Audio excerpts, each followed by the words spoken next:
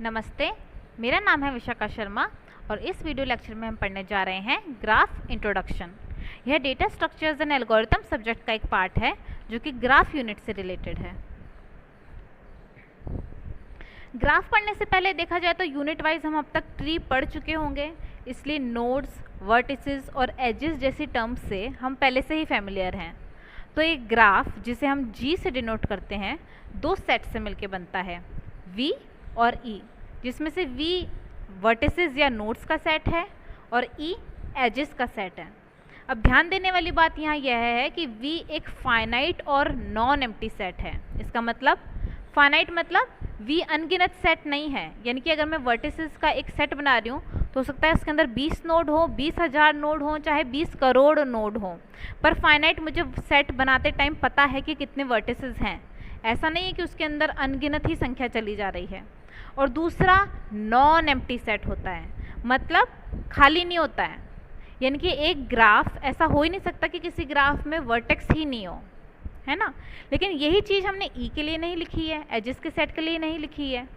यानी कि एक ग्राफ ऐसा हो सकता है जिसमें एक भी एजेस ना हो, बट कम से कम एक वर्टेक्स तो उसके अंदर होना ज़रूरी है। इसीलिए हमने वर्टेक्स का सेट वी के लिए क्या कहा है, यह एक नॉन एम्प्टी सेट होता है। तो ग्राफ वर्टिसेस और एजेस का एक कलेक्शन है और इसे हम डिनोट कैसे करते हैं। अगर जी से मैं ग्राफ डिनोट कर रही हूँ तो मैंने दो sets equals to bracket V, E लिखा है, यानी कि ये दो सेट से मिलके बना है। V वर्टेक्स के सेट को रिप्रेजेंट कर रहा है और E एजेस के सेट को रिप्रेजेंट कर रहा है। अब H क्या होती है, जो दो वर्टेक्स को जोड़ने का काम करती है। पेयर ऑफ वर्टिसेस, पेयर मतलब जोड़ा, तो जिन दो वर्टेक्स को एक लाइन जोड़ती है उसको हम क्या कहते हैं, H बोलते हैं। और इसी तरह से हम कह सकते हैं कि H जिन दो वर्टेक्स को कनेक्ट करती है या जोड़ती है वो क्या होते हैं, क्या कहलाते हैं, एक दूसरे से एडजेसेंट कहलाते हैं। एडजेसेंट मतलब पड़ोसी या बगल में। तो जो एक नोड अगर किसी दूसरे नोड से डायरेक्टली एक एज से कनेक्टेड है तो वो दोनों हम क्या कहते हैं, एडजेसेंट नोड्स हैं, आपस में पड़ोसी नोड्स हैं, है ना, एक दूसरे के अगल बगल के नोड्स हैं। तो यहाँ हम देख सकते हैं ग्राफ बना हुआ है। क्या नाम है इस ग्राफ का, G। इसके अंदर 3 नोड्स हैं ABC, 3 वर्टेक्स हैं और 3 एजेस हैं। तो देखिए वर्टेक्स का हमने सेट बनाया है V G ग्राफ के लिए। इसके अंदर कौन से 3 वर्टेक्स हैं, A, B और C, जो कि हम डायग्राम से देख सकते हैं। E जो एजेस का सेट है, इसके अंदर कौन कौन सी एजेस हैं, हम देखें ये E1 एज है, ये E2 एज है और ये E3 एज है। तो इस सेट में हमने क्या लिखा है, E1, E2, E3। अब ये E1, E2, E3 एजेस को भी मैं कैसे लिख सकती हूँ, जैसे E1 एज है, E1 एज किन दो वर्टेक्स के बीच में है, A और B वर्टेक्स के बीच में है। तो इसको हमने कैसे लिखा है, A, B। इस एज को हमने कैसे रिप्रेजेंट किया, इन दो नोड्स के बीच में है, A, B के बीच में है। इसको मैं B, भी लिख सकती हूँ क्योंकि A B को कनेक्ट कर रहा है, ठीक इसी तरह से B भी A को कनेक्ट कर रहा है। तो इस E1 एज को मैं A, B या फिर B, A लिख सकती हूँ। ठीक इसी तरीके से अगर हम E2 एज देखें तो E2 एज वर्टेक्स A और वर्टेक्स C को कनेक्ट कर रही है, तो मैंने A, C लिखा है, इसकी जगह मैं C, A भी लिख सकती हूँ। ठीक इसी तरीके से E3 एज जो B और C को कनेक्ट कर रही है उसके लिए हमने क्या लिखा है, B, C और मैं C, B भी लिख सकती हूँ। तो E जो वर्टेक्स एजेस का सेट था जिसको हमने कैसे पहले लिखा था, E1, E2, E3, इसको हम ऐसे भी लिख सकते हैं, A, B जो एक E1 एज है, फिर A, C का सेट जो E2 एज है, फिर B, C का सेट जो कि E3 एज है। ग्राफ टर्मिनोलॉजी, अब ग्राफ की कुछ रिलेटेड टर्म्स देख लेते हैं। सबसे पहले है डायरेक्टेड एज। डायरेक्टेड मतलब जैसे वर्ड कहाँ से आया, ये डायरेक्शन से, यानी कि दिशा, यानी कि जिस एज की कोई दिशा होगी, जो एज यानी कि कहीं डायरेक्ट कर रहा होगा, कहीं डायरेक्शन होगा, उस एज को हम क्या बोलते हैं, डायरेक्टेड एज। तो ये हम देख सकते हैं दो वर्टेक्स हैं A और B और एक एज हम देख रहे हैं इन दोनों को कनेक्ट कर रही है। पर ध्यान से देखें तो ये एज की एक दिशा है, क्या दिशा है, क्या डायरेक्शन है, ये A से शुरू होकर B पे ख़त्म हो रही है, A से B की तरफ जा रही है। तो इस तरीके की एज को हम क्या बोलते हैं, डायरेक्टेड एज, जो कि एक वर्टेक्स से दूसरे वर्टेक्स की ओर डायरेक्ट होती है। ठीक इसी तरीके से हमारे पास में है अनडायरेक्टेड एज। अनडायरेक्टेड एज क्या होती है? वह एज जिसमें कोई दिशा ही नहीं है, जिसका कोई डायरेक्शन ही नहीं है ना। जैसे कि ये दो वर्टेक्स हैं ए और बी, ये दोनों कनेक्टेड हैं आपस में एक एज के थ्रू, इस एज का नाम क्या है ई, लेकिन हम देख रहे हैं कोई दिशा ही नहीं है। ठीक है, ए से बी भी जा रहा है, बी से ए भी जा रहा है ना। इस तरीके के एज को हम क्या बोलते हैं? Undirected edge. नेक्स्ट है डायरेक्टेड ग्राफ। वह ग्राफ जिसमें सारी एजेस कैसी होती हैं? डायरेक्टेड एजेस होती हैं, उस ग्राफ को हम क्या बोलते हैं? Directed graph.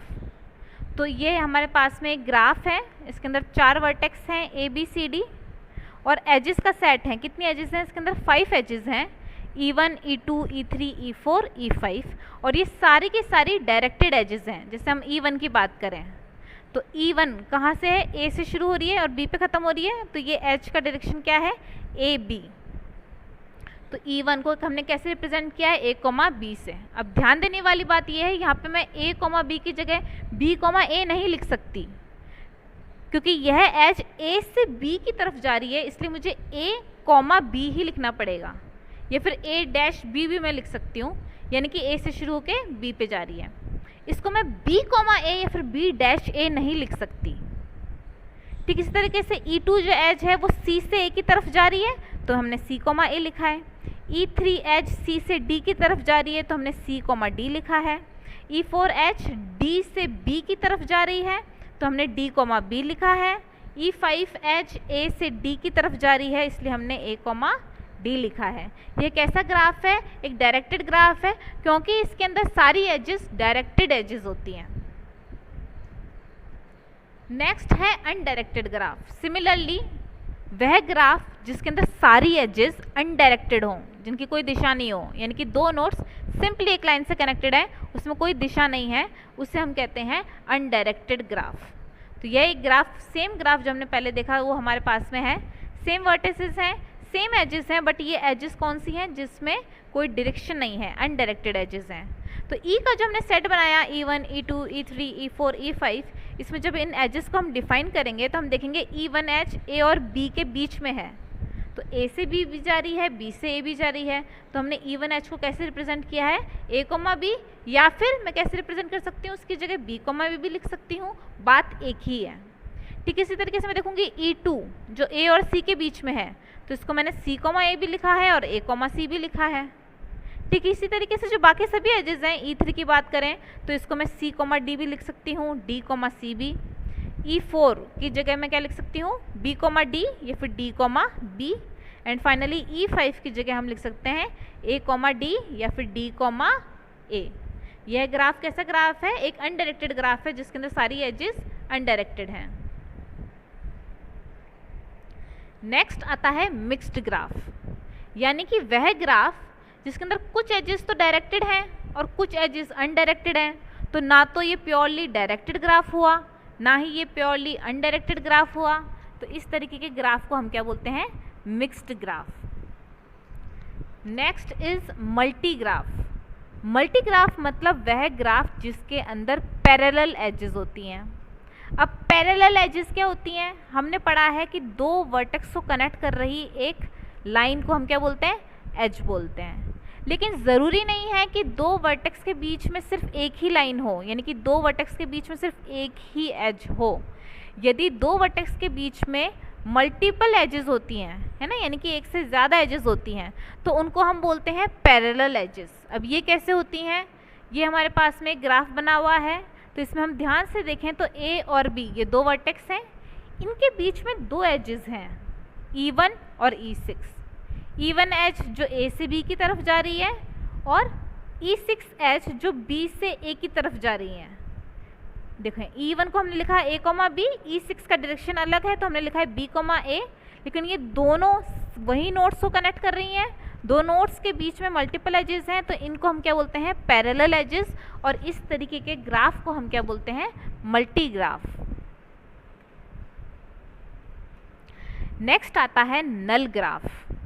नल ग्राफ मतलब, नल मतलब खाली। तो एक ग्राफ खाली कब होगा? हमने अभी पढ़ा एक ग्राफ के अंदर हो सकता है एजेस बिल्कुल ही ना हो, तो वो जो नल ग्राफ जिसका मतलब हम समझ रहे हैं खाली ग्राफ, इसका मतलब उसके अंदर एजेस तो बिल्कुल ही नहीं होंगी, ज़ीरो एजेस होंगी। लेकिन हमने ये भी पढ़ा है कि ग्राफ के अंदर वर्टेक्स कभी खाली नहीं होते। तो नल ग्राफ वह ग्राफ होता है जिसके अंदर एजेस बिल्कुल ही नहीं होती, है ना, बिना किसी एज का बना हुआ एक ग्राफ, यानी कि हो सकता है उसके अंदर सिर्फ और सिर्फ वर्टेक्स ही हो, नोड्स ही हो, और कोई किसी से कनेक्टेड ही नहीं हो, कोई एज ही नहीं हो, आपस में एक दूसरे से लिंक्ड ही नहीं है कुछ भी। इस तरीके के ग्राफ को जिसमें सिर्फ और सिर्फ वर्टेक्स या नोड्स ही नोड्स हैं, उसको हम क्या बोलते हैं, null graph. Next is isolated vertex. अब आइसोलेटेड वर्ड का मतलब क्या होता है, आइसोलेटेड मतलब अकेला, है ना। तो आइसोलेटेड वर्टेक्स मतलब वह वर्टेक्स जो अकेला पड़ गया है। कैसे, यानी कि वो नोड या वो वर्टेक्स अगर किसी से भी कनेक्टेड नहीं है ना, उस वर्टेक्स को हम बोलेंगे आइसोलेटेड वर्टेक्स। जैसे कि ये ग्राफ है, इसके अंदर देख सकते हैं 4 नोड्स हैं, A B C D. A node किसी ना किसी से कनेक्टेड है, बी और सी दोनों से कनेक्टेड है, हम देखेंगे बी भी ए और सी सबसे कनेक्टेड है, सी नोड भी किसी ना किसी से कनेक्टेड ही है। लेकिन जब हम डी नोड की बात करें तो ये किसी से भी कनेक्टेड नहीं है, ये अलग अकेला पड़ा हुआ है, इसलिए इस नोड को हम क्या बोलते हैं, आइसोलेटेड वर्टेक्स, जो कि किसी भी नोड से कनेक्टेड नहीं है, कोई भी एज इससे ना शुरू हो रही है ना इस पे खत्म हो रही है। नेक्स्ट आता है पाथ। अब अपनी जनरल भाषा में हम पाथ से मतलब क्या समझते हैं, रास्ता, एक घर से दूसरे घर के बीच का रास्ता कैसे निकालते हैं, कैसे जोड़ते हैं, गली से गली जोड़ते हुए। ठीक इसी तरीके से ग्राफ के अंदर पाथ का क्या मतलब होता है, एक नोड से दूसरी नोड तक का रास्ता। अब यहाँ गली तो होती ही नहीं है, तो यहाँ पे क्या है हमारे पास में, एजेस। तो वह एजेस का सीक्वेंस है ना, जिसको जोड़ते जोड़ते हम सोर्स नोड, यानी कि जिस नोड से शुरू करते हैं हम उसको हम बोलते हैं सोर्स नोड, और जिस नोड पे हम ख़त्म करते हैं उसको हम क्या बोलते हैं, डेस्टिनेशन नोड। तो सोर्स नोड से शुरू होके एजेस का सीक्वेंस बन के हम जब डेस्टिनेशन नोड पे पहुंचते हैं, तो जिन जिन एजेस के थ्रू हम इस डेस्टिनेशन नोड पे पहुंचे उनको हम क्या बोलते हैं, पाथ बोलते हैं। अभी ये एग्जाम्पल देखते हैं जिससे बेहतर समझ पाएंगे। ये हमने देखा एक ग्राफ है, अब इसके अंदर हम ए नोड से बी नोड के बीच में पाथ की बात करें, यानी कि ए नोड से मुझे बी नोड तक जाना है, तो मैं देखूं ए और बी के बीच में ये जो E1 एज है, ये ए से तो बी जा नहीं रही, ये रास्ता तो सिर्फ बी से ए आता है, तो मैं ए से बी जाना है, तो यानी कि ये एज तो मैं यूज़ कर नहीं सकती। मैं कैसे जा सकती हूँ, ए से सी गई E2 एज की मदद से, फिर सी से बी गई E4 एज की मदद से। तो इस तरीके से मैंने ए से शुरू होकर बी पे ख़त्म हुई, किस पाथ या किस रास्ते से होते हुए, E2 एंड देन E4। या फिर क्या कह सकती हूँ, ए से सी और फिर सी से बी। तो ए से बी का जो पाथ है, path from node A to node B क्या है, ए से सी देन सी से बी, ए सी बी। या फिर कैसे कह सकती हूँ मैं इसको, E2, E4, E2H और फिर यहाँ से मैं E4H पे गई। ठीक इसी तरह इसका दूसरा पाथ भी एग्जिस्ट हो सकता है। कैसे, जैसे मुझे ए से बी जाना है तो मैं क्या करूँ, ए से सी, सी से बी, और यहाँ पे हम क्या देख रहे हैं, एक लूप आ रहा है। अब लूप क्या होता है, हमने पढ़ा है कि एज क्या करती है, एक वर्टेक्स को दूसरे वर्टेक्स से कनेक्ट करती है, लेकिन जब वो दोनों वर्टेक्स एक ही हो उसको हम क्या बोलते हैं, उस तरीके की एज को हम बोलते हैं लूप। अब दोनों वर्टेक्स एक ही हो मतलब वह एज एक वर्टेक्स से शुरू हो रही है और वापस से उसी पे ख़त्म हो रही है, इस तरीके की एज को हम क्या बोलते हैं, लूप।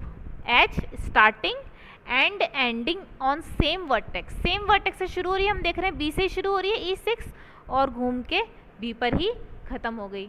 इस तरीके की एज को हम क्या बोलेंगे, लूप। हम देख चुके हैं कितनी कितनी तरीके की एजेस हो सकती हैं, है ना, डायरेक्टेड एज है, अनडायरेक्टेड एज है, पैरेलल एज है, और एक हमने पढ़ी लूप। Next is cycle. अब साइकिल क्या होता है, पाथ हमने पढ़ा, एक सोर्स, एक मतलब एक नोड जिससे मुझे शुरू करना है उसको हमने सोर्स नोड कह दिया, और जिस पे ख़त्म करना है उसको डेस्टिनेशन नोड बोल दिया। तो पाथ में हम क्या कहते हैं, सोर्स नोड से शुरू करते हैं, यानी कि जो स्टार्ट नोड है, और जो फाइनल नोड है उस डेस्टिनेशन नोड पे ख़त्म करते हैं। लेकिन जब जहाँ से शुरू किया हमने फर्स्ट नोड और जहाँ पे हम ख़त्म किया लास्ट नोड, वो अगर सेम होते हैं तो उससे हम क्या कहते हैं, उस पाथ को हम साइकिल कहते हैं। कहने का मतलब घूम फिर के एक नोड से शुरू करना है और घूम फिर के वापस उसी नोड पे आ जाना है, उसको हम क्या कहेंगे, साइकिल, जिसमें फर्स्ट और लास्ट वर्टेक्स सेम होता है। जैसे कि ये हमें ग्राफ दे रखा है, इसके अंदर अगर मैं साइकिल की बात करूं तो मैं नोड ए से शुरू हो रही हूँ। अब देखो घूम फिर के हमें नोड ए पर ही आना है, तो ए से मैं गई सी पर, सी से मैं गई बी पर, और बी से मैं वापस कहाँ गई, ए पर। ए से शुरू किया था और ए पर ही आ गई, तो क्या क्रिएट हुई, ये एक साइकिल क्रिएट हुई है ना। ए से सी से बी से ए से शुरू होके वापस ही ए पे आ गए। तो इस तरीके की पाथ को हम क्या बोलते हैं, साइकिल बोलते हैं, जिसका फर्स्ट और लास्ट वर्टेक्स सेम होता है। नेक्स्ट है कनेक्टेड ग्राफ। तो कनेक्टेड ग्राफ क्या होता है, सबसे पहले कनेक्टेड ग्राफ अनडायरेक्टेड ग्राफ होगा। अनडायरेक्टेड ग्राफ मतलब उस ग्राफ की सारी एजेस अनडायरेक्टेड होंगी, उनमें किसी भी एज का कोई डायरेक्शन नहीं होगा, सारी सिंपली एक स्ट्रेट लाइन से कनेक्टेड है। प्लस हर वर्टेक्स का हर दूसरे वर्टेक्स के साथ में एक पाथ होता है। There exist a path from vertex to any other vertex. दूसरी तरीके से समझें तो इसका मतलब क्या है, हर वर्टेक्स हर दूसरे वर्टेक्स से कनेक्टेड है। मतलब हर वर्टेक्स हर किसी वर्टेक्स से, किसी भी दो वर्टेक्स को मैं उठाऊं तो वो दोनों आपस में कनेक्टेड होने चाहिए। अब कनेक्टेड है मतलब या तो हो सकता है उन दोनों के बीच में या तो डायरेक्ट एज हो, जैसे मैं बात कर रही हूँ ए और डी की बात करते हैं G1 ग्राफ में, तो क्या कह रहे हैं, ए और डी के बीच में डायरेक्ट एज है, यानी कि ए और डी दोनों नोड्स आपस में कनेक्टेड हैं डायरेक्टली। और अगर डायरेक्टली कनेक्टेड नहीं है तो अनडायरेक्टली कनेक्टेड होने चाहिए। कैसे, जैसे ए और डी डायरेक्ट एज तो नहीं जा रही, पर ए से सी जा सकते हैं हम और फिर सी से डी जा सकते हैं, यानी ए से डी के बीच में रास्ता तो एग्जिस्ट करता है, पाथ तो एग्जिस्ट करता है, डायरेक्टली नहीं जा सकते, तो ए से सी गए और सी से डी गए। तो कनेक्टेड ग्राफ सबसे पहले तो अनडायरेक्टेड होगा ही, सारी एजेस जो होंगी वो अनडायरेक्टेड होंगी, प्लस हर नोड हर दूसरे नोड से कनेक्टेड होना चाहिए, उन दोनों नोड्स के बीच में पाथ होना चाहिए। ज़रूरी नहीं है डायरेक्टली एक एज के थ्रू कनेक्टेड हो, मल्टीपल एजेस के थ्रू जाके पाथ बना के हम हर नोड हर दूसरे नोड तक पहुंच सकता है। तो अब यहाँ पे अपन ने 3 ग्राफ देख रहे हैं, तो G1 नोड की बात करें कि क्या ये कनेक्टेड है या नहीं है, तो A जो नोड है इससे मैं B, C और D तीनों नोड्स तक पहुंच सकती हूँ, देखो डायरेक्ट एजेस भी हैं। G2 की बात करूँ तो A से मैं C पे पहुंच पा रही हूँ, A से D पे भी पहुंच पा रही हूँ, A से C गई और C से D गई, पर मैं B पर नहीं जा पा रही, यानी कि A और B दो ऐसे नोड्स हैं जो आपस में कनेक्टेड नहीं हैं। और कनेक्टेड ग्राफ में क्या होता है, कोई भी दो नोड उठा लो, आप किसी भी नोड से शुरू करो, आप किसी भी नोड तक पहुंच सकते हो। तो जो G2 ग्राफ है यह ग्राफ कनेक्टेड ग्राफ नहीं है। G3 नोड की बात करें तो देखें A नोड जो है B को भी कनेक्ट कर रहा है, C से भी कनेक्टेड है, B नोड A से भी कनेक्टेड है, C से भी कनेक्टेड है, और सिमिलरली C नोड A से भी कनेक्टेड हो रहा है और B से भी कनेक्टेड हो रहा है, यानी कि हर नोड एक दूसरे से डायरेक्टली या इनडायरेक्टली कनेक्टेड है। तो इस तरह के ग्राफ को हमने क्या कहा, कनेक्टेड ग्राफ। नेक्स्ट है वेटेड ग्राफ। वेटेड ग्राफ वह होता है जिसके अंदर वेटेड एज होती है। अब वेटेड एज क्या होती है, वेटेड एज मतलब वह एज जिसके ऊपर कोई ना कोई वेट होता है, और वेट होता है का मतलब क्या है, उस एज के साथ में एक ना कोई नंबर एसोसिएट होगा। जैसे ये ग्राफ देख लेते हैं, तो इसके अंदर 4 वर्टेक्स देख रहे हैं हम, A, B, C, D, और बहुत सारी एजेस हैं इसके अंदर। अब हम ध्यान से देखें तो हर एज के ऊपर कोई ना कोई नंबर है। जैसे B और D एच की बात करूं, इस B, D, H के ऊपर कोई ना कोई नंबर है 3। इस नंबर को मैं क्या बोलती हूँ, टर्म्स क्या यूज कर रहे हैं अपन ग्राफ टर्मिनोलॉजी में, वेट। तो इस B, D, H का वेट क्या है, 3। ठीक इसी तरीके से बात करूँ A, B, H के ऊपर क्या है, वेट 5। तो A, B, H का वेट क्या लिखा है हमने, 5। इसी तरह से अगर मैं C, D, H की बात करूं तो वेट क्या है इसका, 2। C, D, H का वेट क्या है, 2। D, B, H का वेट है 3, ध्यान से देखें तो हम। C, B का वेट है 8, ये रहा C, ये B, और इसके ऊपर वेट है 8। और D, A, H के ऊपर वेट है 7। तो जिस ग्राफ में वेट एजेस के ऊपर कोई ना कोई वेट होगा उसको अपन बोलते हैं वेटेड ग्राफ, और कोई ना कोई वेट होगा मतलब उस एच के ऊपर कोई ना कोई नंबर एसोसिएटेड है। नेक्स्ट आता है in degree and out degree. किसी वर्टेक्स की इन डिग्री क्या होती है? इनवर्ट से मतलब क्या होता है? अंदर। तो किसी वर्टेक्स के अंदर कितनी एजेस आ रही हैं? एजेस कौन सी? डायरेक्टेड एज, क्योंकि डायरेक्टेड एज का ही कोई डायरेक्शन आता है जो कहीं शुरू होती है और कहीं ख़त्म होती है। तो अगर जिस वर्टेक्स, कोई एक वर्टेक्स है, उसके ऊपर जितनी एजेस ख़त्म हो रही हैं या फिर जितनी एजेस उसकी तरफ आ रही हैं, उनका सम क्या होता है? इन डिग्री कहलाता है उस वर्टेक्स का। तो जैसे कि ये ग्राफ हम देख सकते हैं, इसके अंदर 4 नोड्स हैं। अगर मैं किसी एक वर्टेक्स की बात करूं, जैसे मैं ए वर्टेक्स है इसकी बात करती हूं, कितनी एजेस हैं जो इसकी तरफ आ रही हैं या फिर इसके ऊपर ख़त्म हो रही हैं? तो देखो, ये एक एज है जो सी से शुरू होकर ए पे ख़त्म हो रही है, ये एक एज है जो डी से शुरू होकर ए पे ख़त्म हो रही है, और एक और एज हम देख सकते हैं जो बी से शुरू होकर ए पे ख़त्म हो रही है। तो टोटल 3 एज इसकी तरफ ख़त्म हो रही है। तो ए नोड की इन डिग्री क्या हुई? 3। ठीक इसी तरीके से हम बी नोड की बात करें, तो देखें बी नोड पे कितनी एजेस हैं जो इसकी तरफ आ रही हैं? एक है जो डी से शुरू होकर बी की तरफ आ रही है, एक दूसरी एज भी है, पर हम देख रहे हैं वो बी की तरफ नहीं आ रही, बी की तरफ एंड नहीं हो रही, ये एज बी से शुरू हो रही है। तो ये इन डिग्री में इस एज को हम काउंट नहीं करेंगे, क्योंकि हम वही एजेस लेते हैं जो कि इस बी नोड की तरफ आ रही होंगी, है ना, इसकी तरफ ख़त्म हो रही होंगी या फिर इसकी दिशा में आ रही होंगी। तो बी नोड की इन डिग्री क्या है? 1। ठीक इसी तरीके से सी नोड से सिर्फ एक ही एज है जो इसकी तरफ आ रही है, डी से सी, तो सी नोड की इन डिग्री है 1।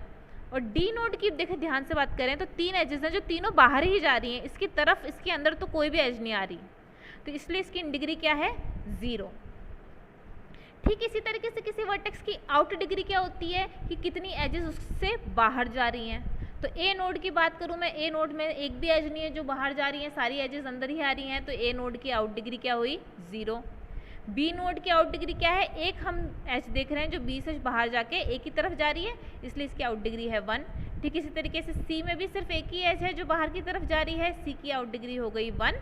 और डी में हम देखेंगे कि 3 एजेस हैं, जो एक सी की तरफ जा रही है, एक ए की तरफ जा रही है, एक बी की तरफ जा रही है, इसलिए डी नोड की आउट डिग्री कितनी हो गई? 3।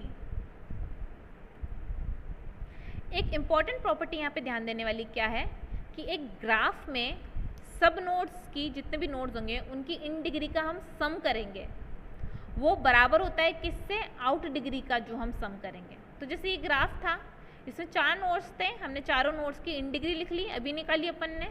ए बी सी डी की इन डिग्री ये है 3 1 1 0, और आउट डिग्री कितनी है इनकी? 0 1 1 3।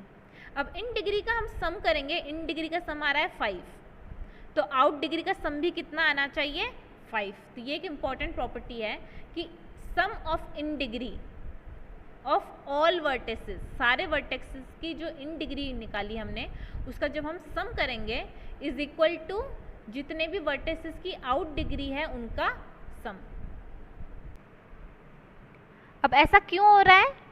क्योंकि कॉमन सेंस की बात है, अगर 2 वर्टेक्स के बीच में एक एज एग्जिस्ट करती है, यानी कि एक वर्टेक्स से वो एज शुरू हो रही होगी और दूसरे पे ख़त्म हो रही होगी, तो जिस वर्टेक्स पे वो शुरू हो रही है उसकी तो वो आउट डिग्री में काउंट होगी, और वो कहीं ना कहीं जिस दूसरे वर्टेक्स पे ख़त्म होगी उसकी इन डिग्री पे काउंट होगी।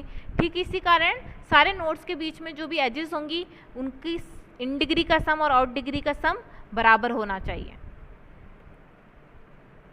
नेक्स्ट आता है हमारे पास में ट्री। तो ट्री क्या होता है? ट्री एक्चुअल में एक ग्राफ ही होता है, पर इसके अंदर 2 प्रॉपर्टीज़ फॉलो होनी चाहिए। फर्स्ट, ये एक कनेक्टेड ग्राफ होता है।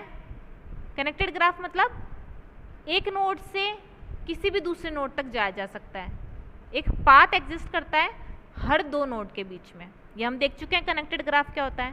सेकेंड प्रॉपर्टी क्या है कि ग्राफ के अंदर कोई भी साइकिल नहीं होनी चाहिए। साइकिल हमने देखी थी क्या होती है, इसके अंदर फर्स्ट और लास्ट वर्टेक्स पाथ के अंदर सेम होता है। तो अगर मैं एक वर्टेक्स से शुरू करके एजेस के थ्रू अगर वापस से घूम फिर के उसी वर्टेक्स पे आ जाती हूँ, तो इस तरीके के एजेस के सीक्वेंस को हम क्या बोलते हैं? साइकिल। और अगर किसी ग्राफ में साइकिल है तो वो ट्री तो हो ही नहीं सकता। तो ट्री की 2 प्रॉपर्टी क्या है? फर्स्टली ये एक कनेक्टेड ग्राफ है, और सेकंड इसके अंदर कोई भी साइकिल नहीं होती। तो ये मैं 2 ग्राफ देख सकती हूँ।